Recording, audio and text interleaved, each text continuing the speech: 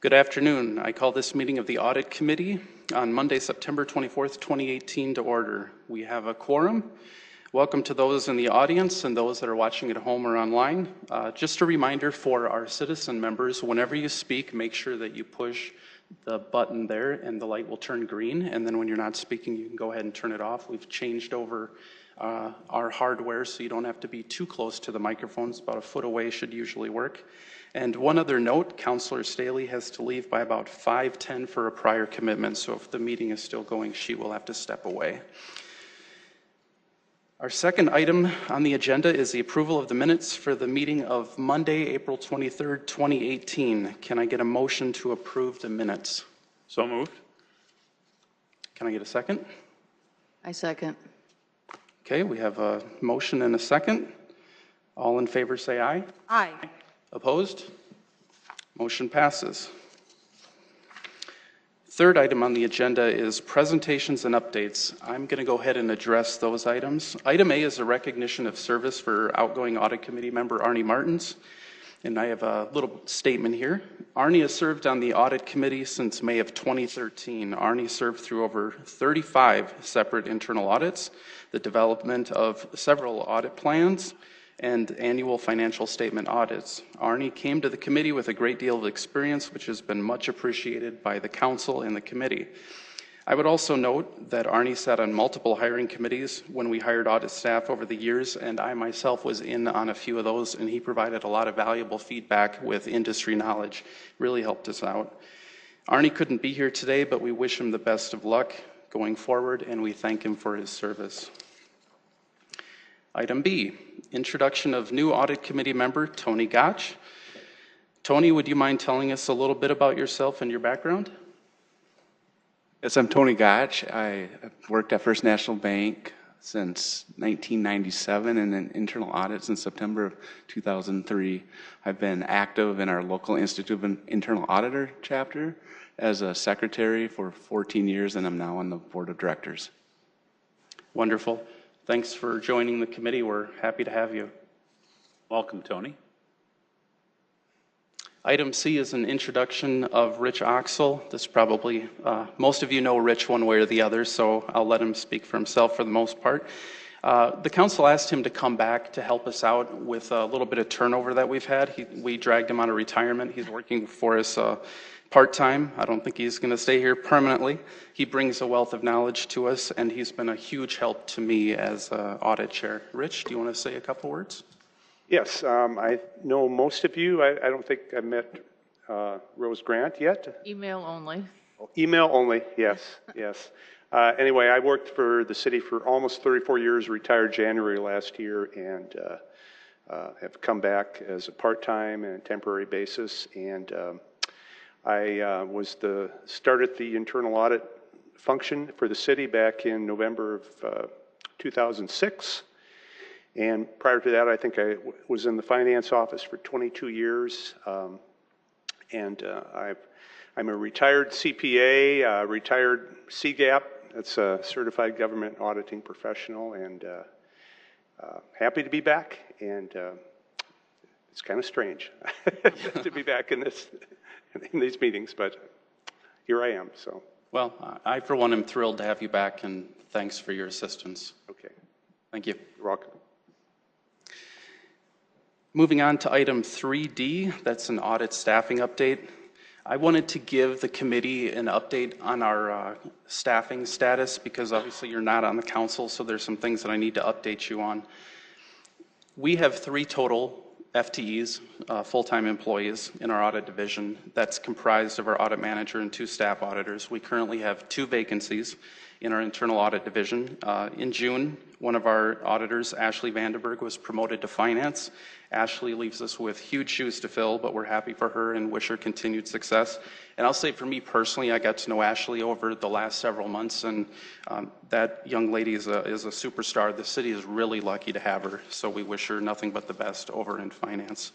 In July, our audit manager, Kim Schroeder, left to pursue another opportunity in the private sector, and we wish her the best going forward as well. So that leaves us with 1 remaining full-time staff auditor, Abby Vandelinati, who is in the audience here. She reached her 1-year anniversary with the city a few months ago. I want to say June. Is that correct? Yep. So with the vacancy in our audit manager position, I've become the, I guess, acting manager of the internal audit department. That's not an official position. That's just essentially where we're at. And then, of course, as we just noted, we brought Rich on in a part-time capacity. He's been helping during this transition. He's been helping with audits, some of the things that an internal audit manager has had to do, helped to give me some guidance and helped with some training and some other things. So it's really been a big help. The other thing I want to tell you is that the city just completed a wage study of the entire city workforce. The city does that every 8 to 10 years. And that's done to compare the wages that we're paying to what's being paid in the rest of the market and the industry. And it was identified that among other positions, the internal audit staff does need an adjustment. They need to be bumped up, not just the auditors, but the lead auditor or audit manager. So we need to make that adjustment so we can stay competitive. That would be done on January 1st of the year. That needs to be passed by the City Council in November or December. So it's really critical that we get that pay increase so that we can be competitive and we can get good applicants to fill these positions. So what I'm recommending is that we don't look at hiring staff until after the new year so we can offer that competitive salary. So we also have some other things that, Councilor Staley. I think it would be helpful for all of us, since we're talking about that study, if maybe you could send us an email with that information, update for us. Sure, what those yeah. comparisons were. I certainly can. There's a couple of pages out of that, and I will pull those and I will send those to you and the rest of the committee. And was that, so that wage study was recommended by the audit committee? No, that was a citywide study that HR does every 8 to 10 years. And as part of that, the council had asked for certain positions to be looked at. One of them was internal audit was identified to be looked at because there was a feeling that maybe it was low, and it turned out it was. So this group isn't going to actually take a vote on that salary information? No, that's just informational, and that would be approved by the city council, any increases, because Okay. those are our employees, so the appointed salary. Yeah, but I think it'd be good just to have for reference what those comparisons were. Absolutely. We will send that out. Thank you. So, Dean, yeah. Mr. Chairman, I hear you saying you're suggesting we wait, but it's in light of how light our group is these days and how important the function is. My thought would be that we should move ahead with finding a candidate and making the hire, and that we certainly can let them know that there could be an adjustment coming up soon if we were to get them on board prior to January 1st. That's just my thought. Okay, appreciate the feedback. We can look into that. There are some things that we might be able to do. I would also be... Mr. Chair? Yes. I think in response to that also, I think there's just my understanding is we were going to have a reevaluation of what the job roles were going to be with all these 3 positions. So it's not necessarily going to move forward apples to apples. It could be apples to peaches. Yeah, absolutely. And I will get to that. And so it's that might add some context for why I'm asking to wait a little bit. But I totally get that. So that may help as we move forward in the next couple of items to get a little context or some other things that we're looking at as far as how many do we have, what are their job titles. We're going to try to evaluate all of that fresh, and we'll get to that. So. Last item with that is that I would let you know that when we do that, start that hiring process, typically we form a small group committee. It usually has 1 or 2 city councilors, somebody from HR, and typically somebody from the audit committee, so we have some of that relevant industry expertise to help us with that, and we're not close to that, but when that time comes, there will be some sort of a call for who would like to be on that committee to sit down and help us with that hiring. Any questions or other comments regarding this item? Okay, on to item 3E. That is an update to the City Council, history of internal audit. Tomorrow afternoon at the informational meeting, I am going to give a presentation that is called the history of internal audit. It's somewhat of a misnomer. It has a history of how the internal audit division came about, but more importantly, it's really a discussion for all of us on the City Council, because when internal audit was created, none of us were on the council. So getting some of the historical context of what precipitated it, what is the reason for having an internal audit? And it's, in some ways, it's maybe even an audit 101 of what's the difference between an internal audit and an external audit. What do you get from an internal audit? What should you expect? And the biggest thing is really asking the City Council the question, what do we want out of our internal audit division going forward? What are we looking for? What do we want them to audit? And kind of just doing a reset, because it's been 12 years since the division started, and there were things that were in place at the time that aren't now, and there are things that we've now put in place, and we have new employees that do certain roles that weren't there at the time. The city clerk didn't report to the city council at the time. We didn't have a budget analyst, now we do. So trying to look at all of that and saying, if we were creating it anew today, what would it look like? What would its mission be? What's its reason for being? And that's where I'm going to try to frame that up and kind of just ask that question to the city council. So I think that's going to drive a lot of the discussion about where we're going, about what are we looking for? How big do we want it to be? Who are we going to, what are we going to be looking for in somebody? So I'm hoping tomorrow is really going to get that ball rolling. And then of course I want to include the audit committee as well, but that's going to be the kickoff to that. Any questions on that item? Okay. So item 4A, that's in progress audit status, the Zoo and Great Bear. I'm going to have Abby come up, who is working on those audits, to just give us a little update on where those two audits are at. Abby, welcome. Hello, Abby Vandelinati, Internal Auditor. I am working currently on 2 contract audits, both the Great Plains Zoo and Great Bear Recreation Park. So in regards to the Great Plains Zoo audit and the Great Bear audit, each are approximately 60% complete, approximately. Initial planning is complete for both audits, and we're in the midst of the fieldwork stage right now for both. So testing is about 50% complete for Great Bear and about 30-ish% complete for the zoo, I'd say. These are approximate estimates. They're not like hard and fast. We anticipate both audits will be complete by the December audit committee meeting, and more detailed information will be able to be shared when the audits are complete and the reports have been finalized at that time. So. Very good. Any questions for Abby? Abby, what type of testing are you doing with these? Can you give me kind of a summary, or give us kind of a summary of what kind of tests you're running? And we're running, I don't know how much detail I'm able to share. Rich?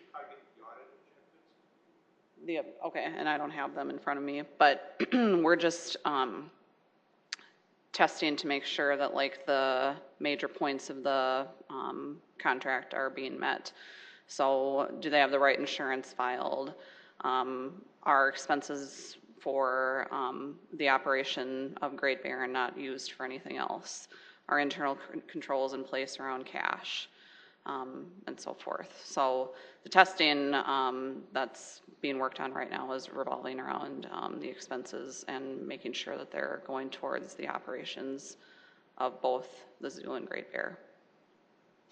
Now both of those organizations receive external audits as well. Correct. Right? Okay. Yep. All right. Thank you. Yep. Okay. Thank you, Abby. Yep. And just for the committee members, I would just let you know as well that we have, I believe, 6 management contracts, and those are contracts that we have with outside entities that run some portion of our city. Could be SMG, who runs the event center, the Orpheum. We have the Great Bear, who manages obviously the Great Bear facility, and so any of those we have contracts with them, and that stipulates certain things such as revenue sharing and what kind of insurance they have to carry, and all of the different rules that they have to follow. And so what we try to do is we try to go in a cycle and always be auditing those and making sure that they are living up to the contractual agreements that we have and remitting the proper amounts of money, and that the money is accounted for and all of those things. So that's the 2 that she's working on right now. Those are in the cycle for this year. So just as a point of clarification. So our next item will be the follow-up of recommendations from 2017.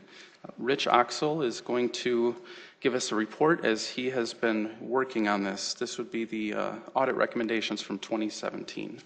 And Rich. you should have a hard copy in front of you. It should say follow up on audit recommendations. And the scope was for the 2017 audit reports. And the method that we have in the Internal Audit Office is to have a tracking spreadsheet for all these audits that we do, and at a certain time of the year, when we've given management sufficient time to implement the recommendations they agreed to, we check in with them to see if they're in progress or if they're completed. Or for 2017, I listed all the audits that were completed there, and there were 13 recommendations. I noticed I made a mistake there on the summary on page 2 there. There were actually 13 recommendations when I recounted. Of those, 12 out of the 13 basically we consider implemented within 1 year, about 92%. The one that was not implemented, could not be implemented due to a software limitation. That was number 3 on the Sioux Falls Area Humane Society cash handling audit. We'd recommend that cash receipts should be issued in a sequential order. Apparently the software that the Humane Society uses, it doesn't permit that. So that was not able to be implemented. The other ones, all the other recommendations that we had from those 2017 audits have been implemented. So we're very pleased about that. Are there any? Oh, and on the very last audit, motor vehicle fee revenue, the copy that you have, the status is blank. I did speak with Tom Huber, the acting finance director, this afternoon, and we consider both of those recommendations implemented. So I'll make that change on the report. Are there any questions? Councilor Kiley. Yes, just to follow up with the cash receipts and cannot be issued in sequential order. Is there anything else that can be done since the software doesn't allow this, or any other ways of tracking that more efficiently? Having not done the audit, I'm not familiar with the situation. I think Ashley did the audit, okay. So I'd have to defer to her, but there are other mitigating controls. I mean, so we don't believe that the cash is at significant risk of being mishandled. But Dean.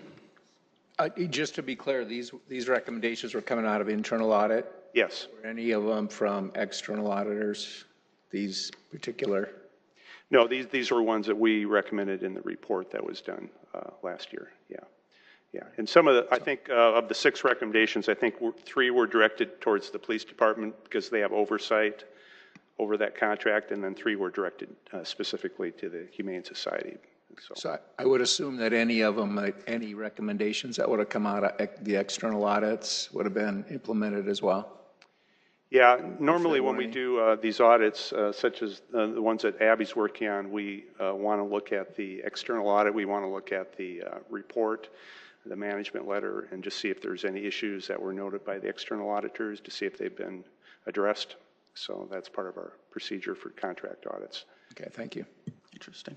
Now, I'm not familiar with the Humane Society, if they have an external audit done or not. I know certainly Great Bear does and the zoo does. I don't know if the Humane Society has one. There's certainly a cost to that, and some of the nonprofits don't do that. So for the Humane Society, they're not managing a city asset. They're simply taking the animals that animal control picks up, and that's kind of their responsibility to the city. They have the contract for that. So, but the city doesn't own their shelter or anything like that.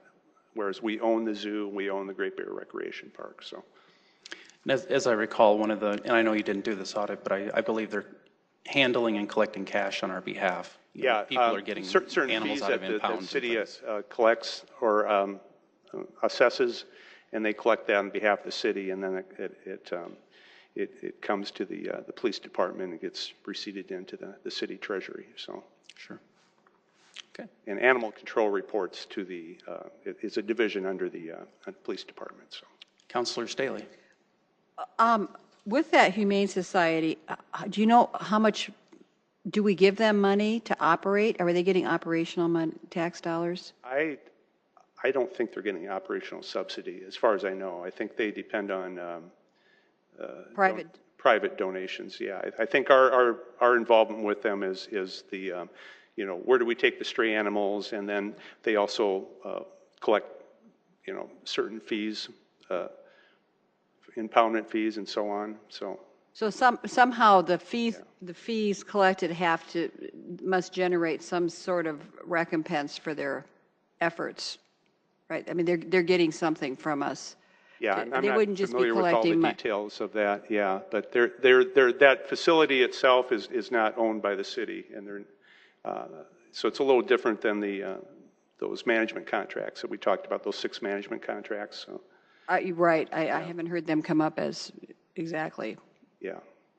I can do some follow-up and just I'd be interested email to the know committee. I mean, how are they functioning with their relationship with us? Because I know they don't pick the animals up, but no, our animal is it like is it like the jail where you drop the prisoners off and then the jail is separately supported?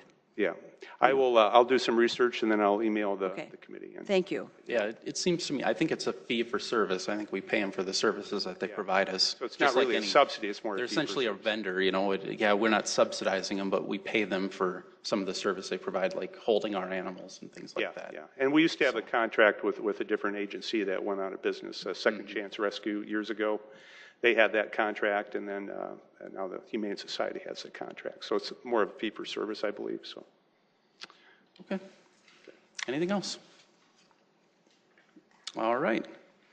On to the next item. So item 4C, a status of the 2018 audit plan. I'll provide an update on this item as well.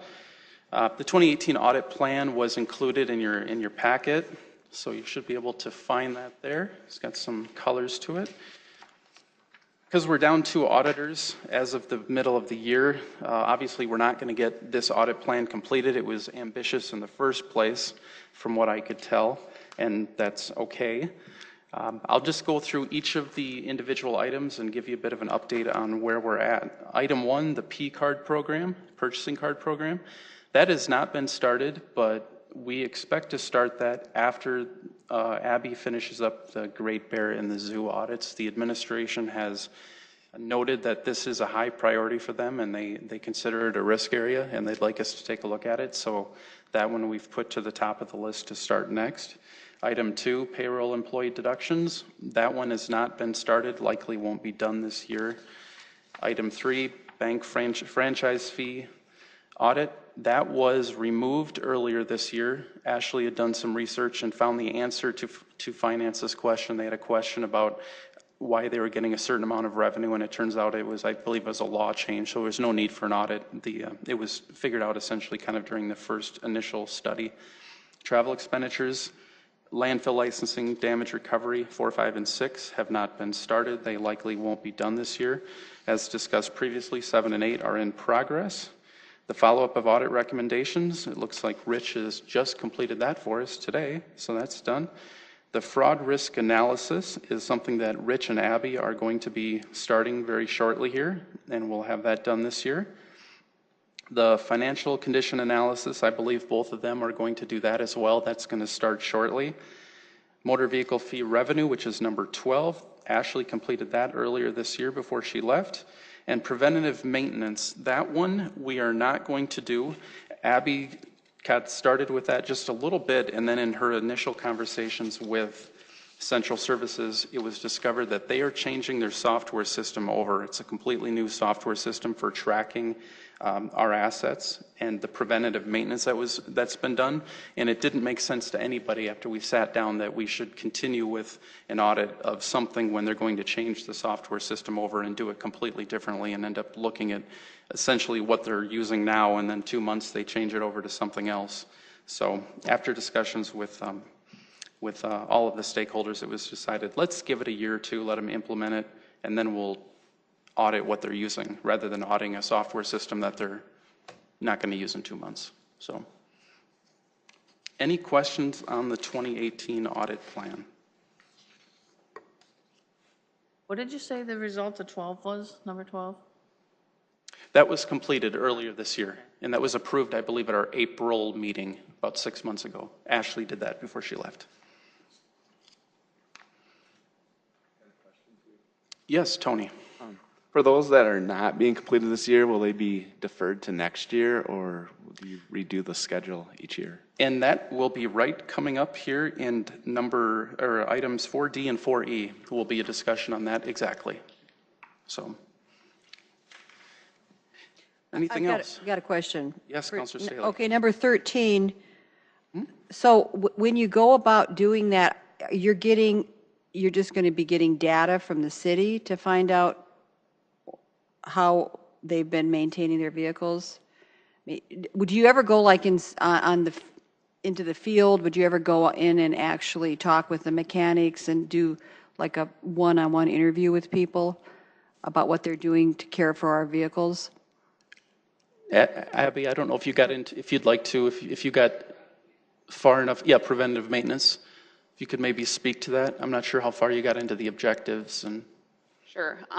It would be, the preventative maintenance is surrounding more so like city-owned assets, like the buildings and so forth. So as far as like going out and be working with like facilities management to find out what their maintenance plan is for, say, the HVAC and the Carnegie and so forth, what their plan is for it, how many times they've come to maintain it and so forth. So yes, visiting with the people that work on those buildings, systems, et cetera.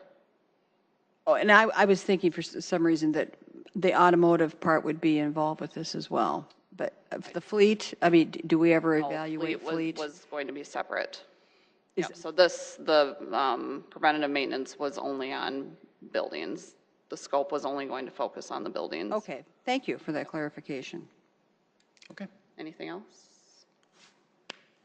Thank you, Abby. Thanks for the clarification. Next item is 4D, amendments to the 2018 audit plan. I've had discussions with our audit staff regarding what to do with the audit plan for this year, given our staffing levels, and this is where any input from the committee will be appreciated as well. Obviously, we know we're not going to complete the items in the plan, so we have to decide what to do.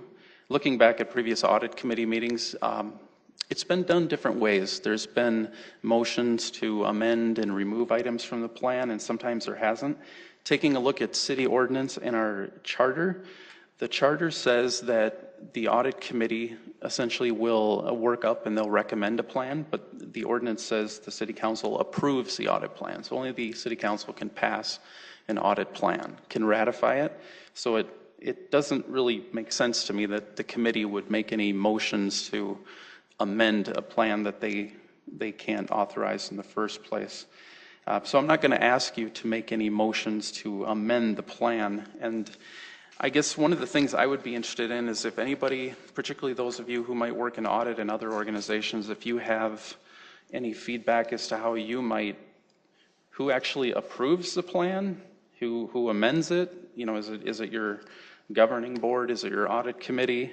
You know, how should we do this going forward? That would be interesting. Dean. Well, I think typically what happens is the audit committee would make recommendations for an audit plan in this case, and the board would make the final decision, but typically would follow this committee's recommendations. So I think whatever we come up with would be important. So in another organization, if there needs to be an amendment for whatever reason, let's say we need to remove 3 items, would that be something an audit committee would recommend and it would move on to be a resolution at the city council? I would think so. Okay. Yes, I would agree that recommendation could then be brought to the full city council. Okay. All right. So going forward, that might be a way to go about doing it if we're going to amend a plan. And we would just have to keep in mind that we do not meet very frequently. So, I mean, if there was anything that you wanted to move along at a little quicker pace, that it would either require an additional meeting or something that could wait. Yep. And I will tell you, there's been previous years here where there's been things that have not been finished and they've just been carried over. You know, in this case, you can see 4 of them that were carryover audits, so that's not atypical. So I don't know that it's, you know, a huge deal that we have to make any binding, you know, any motions to the city council, but I think it would be good to maybe try to solidify something going forward, have a little bit better of a process to amend the plan, and then at the very least, it may spark a conversation if it moves to the city council. If we have to be amending a plan, are we scoping it properly, and you know, what do we need to look at? So, okay, very good. So I guess what I'm thinking is that essentially we can go with what we can try to finish, and I don't know that we need to have, I mean, we certainly could. I don't know that we have anything ready at this point. We need to come up with any recommendations or anything for the city council. We'll have one more meeting this year. I guess it'd be November, December, kind of up to our discretion. There would be time. We could come up with a proposal, I suppose, and bring it to the next audit committee meeting and probably pass that at the city council or discuss that during December. If we think we ought to do that, I'm not sure what the direction should be, if we should do that or just let it ride. Well, and if I may.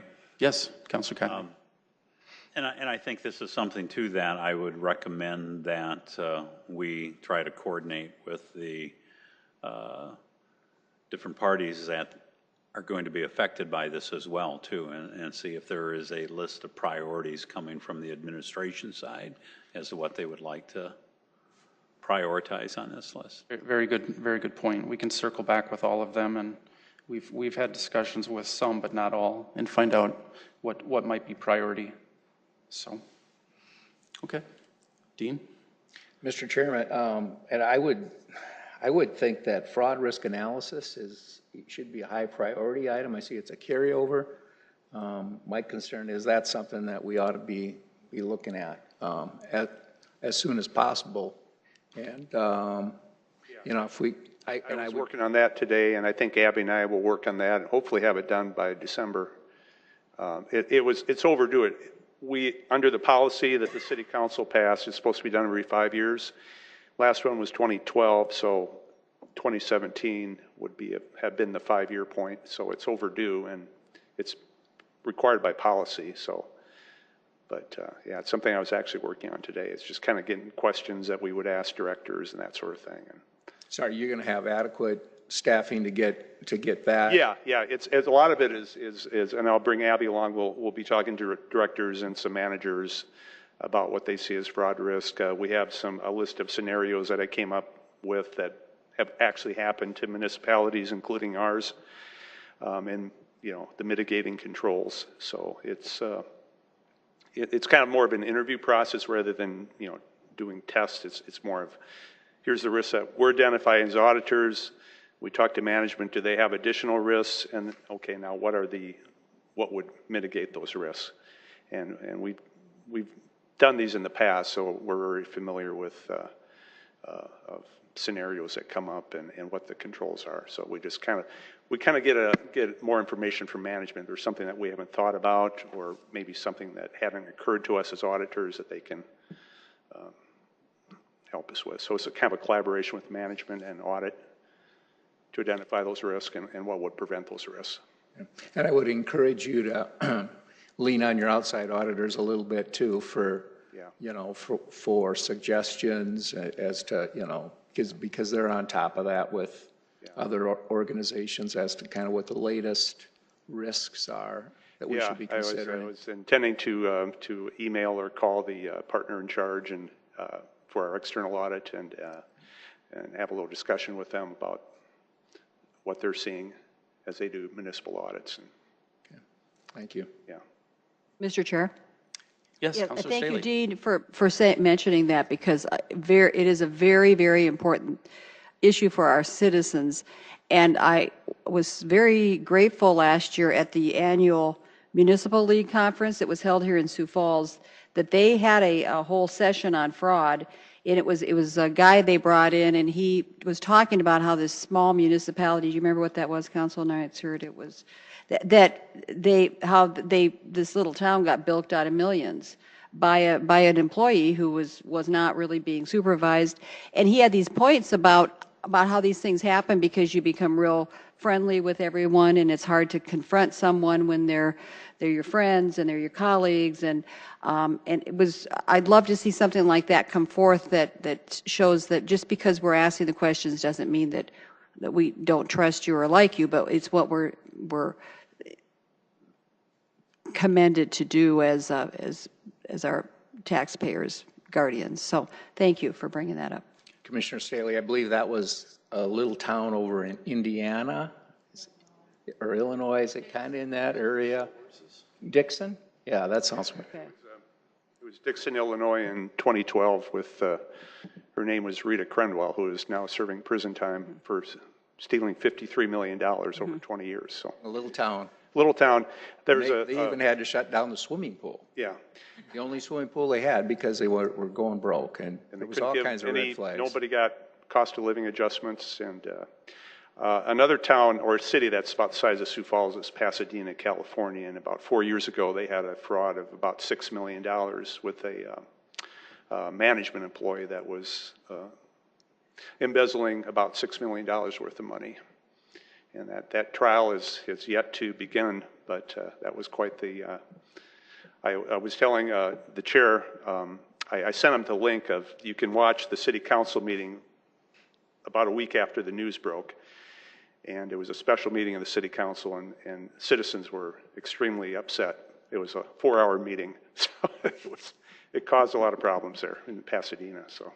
Well, and I think if we could have some things in place and tell the public that, you know, we're taking this seriously, we want to prevent this. I love what it says here, preventing it.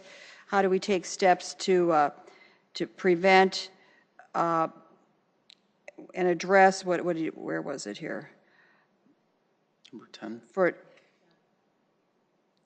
How does the city actively detect, deter, and prevent fraud before it occurs? And I'm putting that on Facebook just to let people know this is coming up. Our city takes this seriously, and we're putting safeguards in place to make sure that everything is done as it should be. So, great. I'm glad that's on the list. Thank you. And I would also note we also had Ide Bailey in recently that did a fraud training for city staff, and I was lucky enough to sit on one of those. They had ones for management, and they also had ones for some of the frontline employees, we'll call it, and they went into quite a bit of some of those things as far as fraud goes. You know, concentrating your trust into one person, letting one person handle every step of the process, and you know, so many times it's something of a matter of, you know, she's a nice lady. Everybody thought she was wonderful, you know. So, yep. And then those. And I think we'd all benefit from that kind of a presentation as well. Yeah, I do believe. See if they might be able to do that. I believe that's something they provided as part of our contract that we have for the external audit, that they provide training to the city employees as well. So, it was very useful. Anything else on that item, which was amendments to the 2018 plan?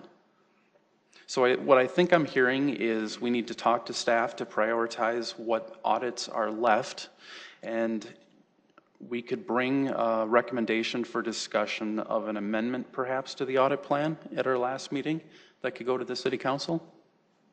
Sounds like what we've decided, so we'll do that. With that, we'll move on to 4E, discussion of the 2019 audit plan. So this is another tricky one. And let me just say one other thing. I do want to mention that one of the reasons I brought Rich on with the consent of the city council is so that I would have that expertise here, so that we could slow down a little bit and think about what we were looking for and what we wanted to do. So he's been able to fill in a lot of those gaps, whereas otherwise we would be essentially floundering. So I've got somebody with a huge amount of institutional knowledge that's able to help us get a fraud risk analysis done and a citywide risk assessment that he'll be working on and help to get some of these audits in motion. So that's been very helpful. So as far as the 2019 plan, I guess where we're struggling, and I'm going to look for direction again, is we've got a couple of things going on. First of all, we don't have an audit manager, and so the question is, how much of a plan do you solidify before you've hired a manager? And then they essentially will, does it matter that they may inherit a plan? Is that okay? we don't know exactly what our staffing level is going to be or when we're going to hire our next auditor. I'm thinking, let's say that we stick with exactly what we have, which is 3 employees. It seems like it would make sense to hire a manager first and then a staff auditor in that order. And we also don't have a risk assessment done, and that's something, a citywide risk assessment, I believe is what it's called. And maybe I'll let Rich talk to that before I ask for some feedback of what we're looking at doing to help us. Yeah, that's another thing I was working on today is just coming up with questions that we'll ask the directors. So it's not just fraud risk, but it's citywide risk, operational risk, financial risk, that sort of thing, and just kind of updating what we have in our work papers from last time we did this. So that should be done by the end of the year. So information for certainly the audit committee and also for the city council. So to be clear, we have a fraud risk assessment you'll be working on, the citywide risk assessment. Yes. And then I would also point the committee to, there's an audit universe document that Rich updated for us that kind of shows the major areas that we've audited in the last several years. And I understand that's another way that we can kind of look to see what maybe hasn't been audited in a while. Yeah, it's kind of a good way to especially kind of visualize it if you can kind of put it on a chart or something and see if there's any areas that we haven't audited. You know, the audit universe is all the stuff you could possibly audit, and you just don't have enough auditors to audit everything, even if you audit on a 4 or 5 year cycle. You couldn't get to everything, so you try to hit those areas where maybe you spend the most money or where you've had problems or there's interest. Some departments aren't going to get too much attention simply because they don't spend a lot of money or, you know, that sort of thing. But other departments like Public Works and those areas will be on the audit cycle on a regular basis. So, okay. One other thought, and then I'll ask for comments. You know what? One path of least resistance, but it's probably not the right decision, is just to roll over whatever we don't finish and call that the 2019 plan. But it seems to me that it should probably be risk-based, so maybe we need the fraud risk assessment and the citywide risk assessment and discussions with city staff of what's their priority, and maybe you develop a plan based on that criterion. Any feedback would be particularly for Dean. Well, I mean, just a couple of thoughts. I see payrolls on the plan that hadn't been started. Do we think we're going to get to that this year yet? Probably not. So I would think, my thought would be that that's something that should be in next year's plan. And I think it's been, you know, looking at major cash outflows, thinking about it a little bit, the capital program, CIP, and purchasing and procurement both haven't been looked at for a while. Those are, so if I were making the plan, I would have those on it. And, you know, and just a couple of, if I may, yes, couple please. Other thoughts with regard to this. That we're going to be, you know, our department's a little bit shorthanded compared to what it used to be. Rich, I'm not sure how many hours you're devoting and can continue to. Are you half-time, full-time? basically half-time. Yeah, so about 20 hours plus or minus. Yeah. So I'm really pleased. So that we're really down in audit manpower, woman power. I mean, we just don't have a lot of resources for auditing right now compared to what we had a year ago. So. And I'm sure Abby does a great job, but you've only been in this a year. Yeah, she's been here a year and she's one person. So. Yeah. So, you know, in thinking about from what the comments I've heard, if we're reevaluating, and it might be a while before we actually hire people. I know, and I think I've heard others mention this, but maybe we should think about outsourcing a piece of this temporarily. I mean, just considerations, a public accounting firm or something of that nature to think about. Okay, that idea has at least been bantered about. We haven't looked at it seriously, but we are aware that that's something you can do.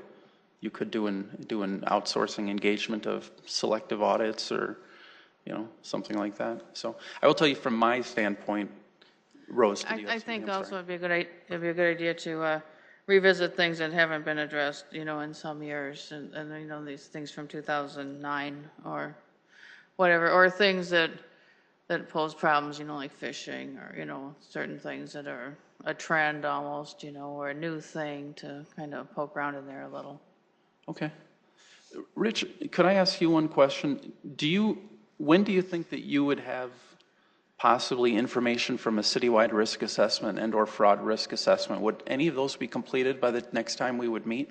I'm hoping they'll be completed if we meet in December. That's my hope, is that we get that done in October, November. It's mainly a lot of time interviewing directors and middle managers, and because we kind of have our list of risks and what the controls are, and then we kind of talk to management and see if we're on the same page or there's something that we haven't thought of that. So it's not so much an audit where you're testing and you're sampling, that sort of thing. It's more of you're doing inquiries, and you're also doing some research. There's always some new risks that come up that maybe 5 years ago were not a risk, especially in the world of cybersecurity, that sort of thing. And then, so hopefully by December we have that information for you. Well, perhaps we could bring forward some of that information and have some proposed ideas, and we could lock down perhaps, an audit plan based on some of the feedback that we get, which could be information from the city staff as to what they consider higher priority. If there's anything on the 2018 plan they consider high priority, your assessments, all of those things together. I think, that may not happen this year, but it seems like sometimes in previous years when I've looked, the audit plan has been approved so late, or even, at the beginning of, or a few months into the year, and that kind of puts the audit staff behind the 8 ball. So it seems like we need to get started a little earlier going forward so that we can have a plan solidified and approved by the city council so it's ready to roll before you hit January 1st. And maybe a working session or somewhere where we could essentially get some information and sit down and kind of hammer out a plan. I think what's happened in previous years is essentially has it been that the audit manager more or less has kind of developed a plan and brought it forward? Yeah, and when I did it, I would start in October and start out with email to the city directors and the mayor, and then an email to the city council, anything that they were interested in. And we kind of do our risk assessment and come up with a mix of projects, and then usually in the December meeting of the audit committee, have the audit plan available, and then it would be approved by resolution by the city council. So that's kind of the way it worked. Yeah, you'd start in the fall and have it hopefully ready to go and approved in January. I think the 2017 plan, that was really more affected by the fact that you retired at the end of the year. I was retiring. I didn't want to come up with a plan, and then I come up with the plan, and then there you go. Yeah. I thought the new manager, whoever that might be, should have a lot of input on what the plan should be. So since that new manager took over in January, that put her behind the 8 ball, and that may have obviously played into the approval of that particular audit plan. Yeah. Okay. All right. Well, we'll get that in. Councilor Staley. And as we're talking, we're kind of brainstorming about what we're going to move forward with in 2019. I think it would be a really valuable effort to somehow put this out to the staff in our city, asking these people working within the city, do you have any recommendations where an audit might be effective? Because they're the people who are actually moving around, and if they could just anonymously throw out something to say, maybe you should audit this department or that department, that might be a benefit. I don't know that we ever do that. But I would caution against, I remember when this committee was formed, and we can never forget why it was formed. It was formed because of an incident that happened. So I've always felt that this committee is supposed to be very independent of the administration. So we don't want to be, we're there to, this committee, this department is there to be kind of the light that is shining down into what all the city affairs are doing. So again, so I would say I wouldn't be too quick to say to the mayor's office, well, what do you want us to audit in your office? I mean, we're supposed to be looking at something from a neutral position. But having the staff saying, just having that open to say, is there ever anything that you would like us to look at? Please submit it anonymously here. I will comment on that, but I'm going to go to Dean first. Okay, well, a couple of thoughts. I think it's a good business practice to have this audit committee in place, and yeah, it probably happened because of an incident, but is something we ought to have. And the idea of asking employees to submit ideas reminds me of the idea of a fraud risk hotline. Do we have such a thing where people can report? Yeah, we've had it for about 10 years. When I was manager, we did not get a lot of calls there, probably 2 to 3 a year at the most. About 90% of the time they were HR related.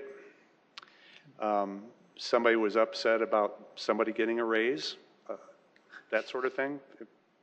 But at least it's there. We never had a actual, what I would consider a fraud. We had one case of the way the overtime was assigned in a department wasn't according to departmental policy, but it was often, I guess I would characterize as somebody was jealous about somebody else's pay. I wonder how well that's communicated. It was only 2 to 3, maybe 2 to 3 calls a year, typically. Which makes me wonder how well it's communicated. Yeah, I think that was always a challenge. We'd put it on bulletin boards, and once in a while we'd send a letter out to an actual physical letter to people saying this is the purpose of it, here's the number.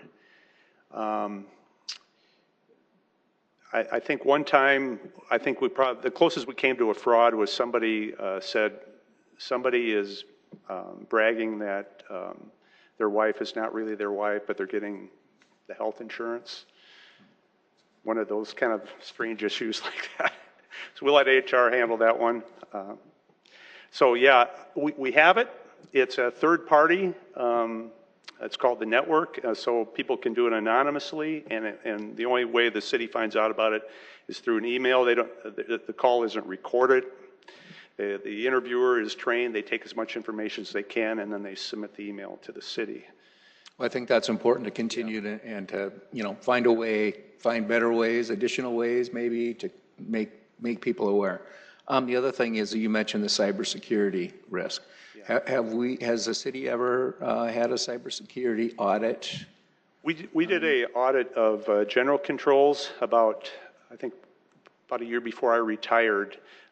We did that, or I did that. I went to some training, and then the IT department had a consultant to do what they call penetration testing to see if their networks are vulnerable. And then they had some recommendations for our IT department. We didn't get involved in that because it's over our skill level and it's confidential, but yes, I would say in the last 4 years they've done that. I think it's probably something that needs to be done on a regular basis. I think we should have a complete cybersecurity look by an outside firm. That's my suggestion. I would not disagree with that. So, okay, Councilor Kiley. I would just like to take this opportunity, since this is going to be a topic of discussion at tomorrow's informational session, and we'll be talking about the history and maybe where we're going forward. I would invite our citizen members of the audit committee to attend that, and I would look forward to any comments if you're available. It's tomorrow at 4 o'clock, and it's the only item on the agenda, so after an administrative report, open discussion on our part, it'll be pretty close to that 4:05, 4:10 area that we would actually get to this item. But any input that you would have to share to the council, I think that'd be very valuable to the council as a whole as well. And as a note, it's in your packet as well, the full presentation, so you can read that at home as well. Councilor Staley, did you have something? Back to the fraud hotline, I agree with Dean, and I brought this up when it was presented to us last year because I had never heard of it. And I'm going to put this out to the mayor to ask that they put a release out to all the city staff and have that number. Do you happen to know offhand what it is? I know where to find it.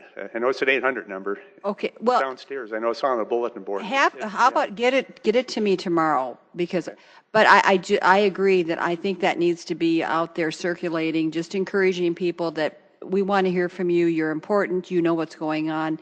Let us know if there's ever any concerns. I got an email this weekend from a person who works in the bus on a transit And they had some concern about something that happened this weekend. They reached out to me, and I put it in an email and sent it off to the city. But I'm hearing from citizens who work within the government, and they absolutely are the eyes and ears of what's going on. So, and again, letting them know that there won't be any retribution for coming forward, that it's anonymous. So, but if I could get that number, that'd be great. Thank you. Yeah, I would appreciate if you did that, and I will also follow up with the administration. I think it could be pushed out more because it exists, but I don't know how many people necessarily know or exactly how to call it or whatever. I'll say that in the policy of the city council in the past is that the number was given to employees. It wasn't given to the public. Yes. It was more of a policy decision. So we always thought that the citizens, I guess, they could always report stuff to their mayor or city council members without retribution or anonymously, but it was more for the employees to have a means of reporting things. But why would it hurt to have it open to the public as well? It costs more? Yeah, For one thing, it costs more. To have them call, you mean? Yeah, we pay about roughly $2,000 a year, and that's based on the number of employees, because they would adjust their pricing based upon how many calls, volume that they would expect. If you open it to the public, then they would charge more. But my understanding was we only had, you said there weren't many calls. People didn't. 2 to 3 a year from the employees, yeah. Right, so if we only got 2 to 3, and I mean, it's not like we're paying $2,000 for 2 to 3 calls. Always thought of it as more of an insurance policy, I guess, that it's always a recommended practice to have one. The question is always, are we not getting calls because there isn't anything to report, or maybe people or they don't know about it, or there's a fear. There's a fear. And we fear. don't know what the reason is. So. Sure. Well, we'd have to take a look at the contract and see what the stipulations are. I mean, obviously, I think the intent was it's an employee fraud hotline, like I have with my work. Yeah, I have the same thing as well. But yeah, a lot of companies have employee hotlines, but yeah. Yeah. I mean, how about if we just had the calls come to internal audit? That's where they went in the past. That they be. Yeah, well, the calls I never hear the calls. They go to the third party in Georgia, and you simply get an email with a report attached. And I don't know if somebody called that number now, exactly where it ends up. We did change it. I think Abby drew the short straw. She'll get the short straw. Yeah. I think she'll get the email if. And in the past, we also copied the HR director too, because after a while it became obvious that it was almost always an HR issue. And so they would simultaneously get a copy of the report, and then. Well, the organization is big enough, but it's not that big. I guess the discussion would have to be had. Would people feel comfortable calling you directly, or whoever is an audit versus a third party? It might be worth a couple $1,000s to give people that assurance that there's anonymity. Yeah. So, pretty small investment for maybe if you catch even one. If you catch one every 10 years, it's probably well worth your investment. May have paid for itself. $2,000 a year to have a hotline. Yeah. So. Well, we'll talk about what we could do maybe to advertise it more. Yeah. So, and look at some of that. I did make a few other notes. We'll take a look at, talk to the administration, and we can look at maybe a cybersecurity audit does sound like something that would really be something we could do. And to Councilor Staley's point about surveying employees in general, there is a way that we can actually do an anonymous survey, and that could be something we could possibly look at doing. Maybe you could send out an anonymous, something where they could feel like they could go on and submit, and they don't have to, but because I think what you're getting at is rather than just going there may be people that are on the front lines that are aware of something that a director is not aware of, or they would have a reason to report that. So, and they would have a mechanism. And that's where the fraud hotline comes in as well. So, good ideas. I believe that brings us to item 5A, which is travel continuing education for Abby Vandelinati.